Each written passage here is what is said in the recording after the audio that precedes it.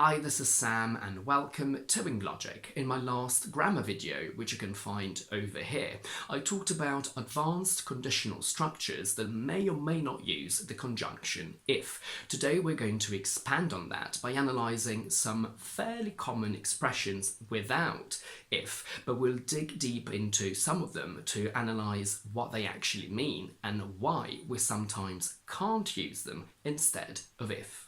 I'm pretty sure you've encountered these expressions before whose function is to overemphasize the necessity and urgency of the condition that would normally be introduced by if. We have as long as or so long as, on condition that, provided that, and providing that, where that is always optional, and they really highlight the fact that something will happen if and only if the condition they require is met. Now, all of these structures are perfectly beautiful, correct and sophisticated, and you must know how to use them because you'll be tested on them in English exams and you'll need them to solve some specific exercises. But the only one that you'll actually ever hear in normal spoken English is as long as. So long as is already more formal and less common, and while I was writing the script for this video, I was trying to think of a past situation where a friend might have used on condition that, provided that, or providing that, and I couldn't really think of one because these are not things we'd normally say. If I say I will accept the job as long as I have full control of the department, that means that it's absolutely paramount that I have full control. If this condition is not met or it falls through, I can't or won't accept the job, so I must absolutely have full control. You'll receive the payment on Monday, provided or providing that you send us your invoice by Thursday. Now, going back to what is common and what isn't, you will definitely stumble across provided that at some point in your life, but providing is very rare. She'll agree to the divorce on condition that she gets full custody of the children. As you can see from the tenses, we have a simple present in the condition and will in the main clause, meaning that these are first conditionals. Now, I don't know if it's technically and scientifically wrong to use these in the past, but I don't think anyone ever would, because it would sound very jarring. Earlier, we said that we use these constructions to overemphasize the urgency and necessity of the condition introduced by if. So let's look at the first example again. Whilst the basic meaning is simply given by if, so we could say, I will accept the job if I have full control of the department. I think that in order to convey the full meaning and nuance of as long as, we should use only if. So I will only accept the job if I have full control, or I will accept the job only if I have full control. And I don't think we would ever use only with as long as or provided that, because the idea of only is already included in these constructions. And this is where things get a little bit tricky. What I'm about to tell you is part of the deeper analysis I mentioned earlier.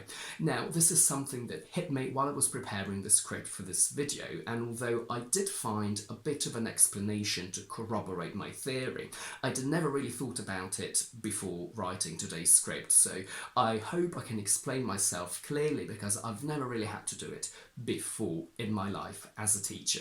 The question is, are all of these expressions and if always interchangeable? We said that technically I will accept the job as long as I have full control can be translated into I will only accept the job if I have full control. So can if you hurt me I'll call the police become as long as you hurt me I'll call the police? The answer is no, and the explanation that I've put together for it is this. As long as, just like provided and on condition, mean if and only if. So if I say I will accept the job as long as I have full control, means that I promise you right now that no full control means I won't accept. If we go back to our previous examples, that means that we promise you that no invoice before Thursday means no payment on Monday.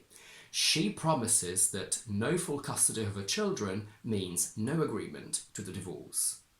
But when I say, if you hurt me, I'll call the police, I am not promising you that I won't call the police if you don't hurt me. I'm only warning you that hurting me will definitely be one of the reasons why I might call the police. But I'm not saying that if and only if you hurt me, I'll call the police.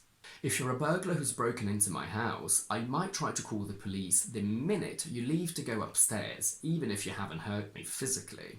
Are these two interchangeable? No, they're not, because when I say, if you cheat on me, I'll break up with you, I'm not promising you that no cheating on your part will automatically result in me never breaking up with you. I'm not saying that I'll break up with you if and only if you cheat on me, because there are thousands of other reasons why I may want to break up with you in the future. So we can't say, provided that you cheat on me, I'll break up with you. And how about this? Can we say, as long as you don't hurt me, I won't call the police? In this case we can, because here I'm promising you that no hurt will result in me not calling the police. By the same token, provided you don't hurt me, I'll let you go, can be used instead of if you don't hurt me, I'll let you go, because here I am promising you that no hurt means I'll let you go. A couple of examples I've found on the internet are, if you need any help, call me, which can't be translated into, as long as you need any help, call me. Or, if you see a fire, call 999, which can't become, as long as you see a fire, call 999, because there are thousands of other reasons why you may want to call 999. These specific sentences have an imperative rather than will in the main clause, and here you can see if as when. So when you need help, you can call me, rather than call me if and only if you need help. Moving away from all these mental tricks, let's have a look at suppose that and supposing that.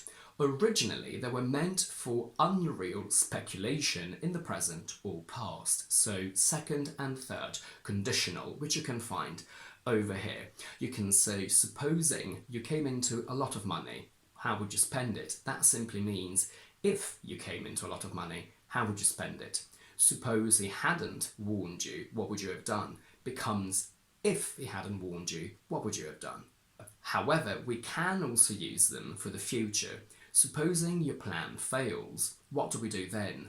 Or suppose he calls now, what would you say?